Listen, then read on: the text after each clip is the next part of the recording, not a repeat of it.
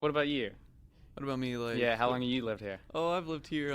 Let's see. So I'm 17 now. I moved here when I was about 12, going on 12. I'm from Arizona, Goodyear, Arizona. No, it's big there. Arizona's, especially any city really in Arizona is booming there. So West Virginia, there's a lot of smaller towns like Point Pleasant. You got Point Pleasant, Buffalo, all these different places. Arizona, there's not really a small city. Goodyear is where I lived, and it was a smaller city in Arizona, but still like 6 times the size. No, probably more than that. It was a lot more times the size of Point Pleasant. And Goodyear was right beside the sixth largest city in America. So but there's also a lot of different cultures. I feel like in Arizona, especially Point Pleasant's a lot of the same people.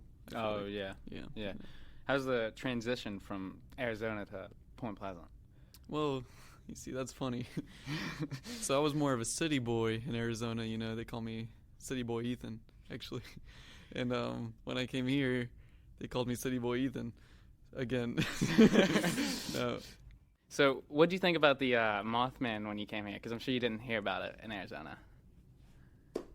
Actually, I knew about the Mothman coming in here, because I knew I was going to be living in Point Pleasant when I was in Arizona. Or I knew about Point Pleasant when I was in Arizona, right? So I had already had experience in Point Pleasant about a couple of years, but lived in Arizona longer.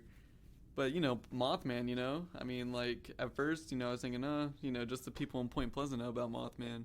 And then my mom told me, she's like, there's a movie about this guy. And I was like, dang, there's not any movies about Arizona, really. So they got a movie about Mothman, whew, must be a big deal. And then I watched the movie. I mean, but It's a movie. yeah, it's a movie. It's a movie. But, it's cool.